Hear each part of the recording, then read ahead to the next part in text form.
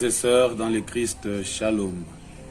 Nous célébrons aujourd'hui le 5e dimanche du Carême. Et c'est le tout dernier dimanche du Carême. Ce dimanche nous prépare déjà à entrer dans le vif du mystère pascal. Ce dimanche nous conduit déjà à nous préparer à entrer avec Jésus dans sa passion à travers son entrée triomphale à Jérusalem. Cette entrée triomphale nous conduit déjà dans la semaine sainte, une semaine spéciale, une semaine cruciale pour notre Seigneur, mais aussi pour nous, les chrétiens, pour l'Église qui se met à sa suite. Voilà, chers frères et sœurs, le prophète Caïphe, qui était grand prêtre, disait déjà, prophétisait, si je peux dire ainsi, je l'appelle prophète, à cause de sa prophétie. Jésus devrait mourir, un seul homme devrait mourir pour toute une nation. C'était ça la prophétie de Caïphe. Mais Jean veut nous donner une autre interprétation par rapport à la mort de Jésus. Jean nous dira: Jésus est mort pour rassembler les enfants de Dieu dispersés. Qui sont ces enfants de Dieu dispersés? L'évangile d'aujourd'hui nous donne une réponse adéquate, nous offre une réponse appropriée à travers ces gentils, ces Grecs qui viennent voir Jésus, qui vient chercher Jésus. Nous voyons réellement la mission de Jésus qui va devoir s'accomplir, celle de rassembler tous les hommes à une seule famille, à une seule communauté, à une seule foi et à un seul Père, comme saint Paul le dira dans son épître à Timothée. Et ils vont s'adresser à Philippe. Philippe viendra le dire à André, et ils viendront dire à Jésus: voilà, vous avez de la visite. Il y a des gens qui veulent vous rencontrer. Il sied de spécifier ou de noter que ces gentils sont venus prier à Jérusalem.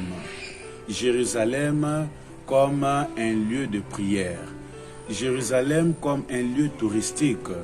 Mais le propre de ces lieux, de cet endroit, c'est justement Dieu qui est au centre. On ne vient pas pour voir, comme disent les Anglais, les sightseeing. Mais le vrai sightseeing, c'est Dieu lui-même. C'est Jésus, la parole de Dieu. C'est Jésus, le Fils bien-aimé du Père, qui se donne pour nous. Voilà, ils sont arrivés à Jérusalem pour le pèlerinage. Mais voilà, il y aura en eux le désir de rencontrer Jésus. C'est le désir de rencontrer Dieu.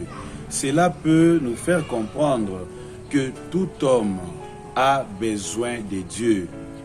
Païens comme croyants, nous avons besoin de Dieu en nous. Nous avons besoin de rencontrer Dieu. Et Jésus veut justement nous montrer l'image de ce Dieu, un Dieu qui aime. C'est Dieu qui aime à travers sa passion, à travers sa mort. Et il fait une analogie, un parallélisme entre le grain de blé qui doit être jeté en terre et sa mort sur la croix. Et sa mort a justement cet accent particulier d'attirer tous les enfants de Dieu vers lui. Et il dit: lorsque le Fils de l'homme sera élevé, vous saurez, vous croirez en lui. Cela même nous renvoie à l'exclamation de ce centurion dans l'évangile de Marc, qui dira réellement: cet homme était le Fils de Dieu. Lui-même, Jésus, dans ces 7 paroles, parmi ces 7 paroles sur la croix, les tout derniers ou la toute dernière, il dira: tout est accompli. Tout est accompli, c'est-à-dire Dieu est glorifié. Jésus est glorifié aussi parce qu'il accepte de mourir parce qu'il accepte de se faire obéissant au Père. C'est justement la volonté de Dieu qui est mise en exergue. Cette volonté de Dieu que Jésus nous enseigne dans la prière de notre Père. Que ta volonté soit faite et non la mienne. Il accepte, il accueille la mort comme offrande en vue de sauver la multitude. Chers frères et sœurs, revenons une fois de plus à la visite de ces hommes, de ces Grecs qui viendront vers Jésus. Cela nous renvoie encore une fois de plus à revenir vers Dieu, à revenir vers Jésus, à revenir pour l'écouter, à revenir pour souffrir avec lui, comme la deuxième lecture plutôt nous le dit, tirée de la lettre aux Hébreux. Le Christ a accepté la souffrance avec obéissance. Lui qui était fils, il a enduré la souffrance et Dieu ne l'avait jamais abandonné. Dieu était toujours avec lui. Aujourd'hui, chers frères et sœurs, l'Église nous demande à revenir vers Dieu. L'Église nous demande à faire cette expérience de la passion et à avoir la ferme conviction que nous ne sommes pas seuls. Dieu est toujours avec nous. Et Dieu veut nous sauver. Voilà pourquoi il inscrit dans nos cœurs sa loi qui nous montre ses chemins de la vie. Ce que nous pouvons retenir aujourd'hui, c'est justement l'amour de Dieu qui nous est offert. Et cet amour qui nous invite aussi à aimer les autres, à nous donner et à nous sacrifier pour les autres. L'amour est un signe de la maturité.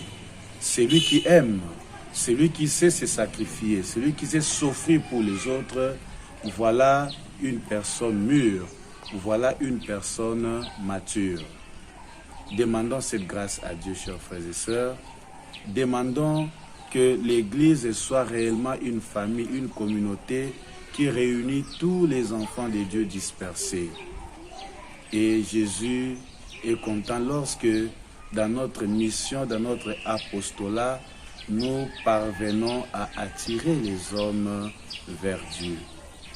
Que la croix du Christ, que sa mort, que sa souffrance soit pour nous une interpellation, un appel à l'amour, un appel à se considérer que nous sommes tous frères, nous sommes tous enfants d'un même Père et Dieu veut nous voir un. Dieu veut nous voir unis. Comme il est uni à son Fils, il n'a pas abandonné son Fils dans sa passion et dans les moments difficiles. Que Dieu, dans son amour, nous bénisse et nous garde au nom du Père et du Fils et du Saint-Esprit. Amen.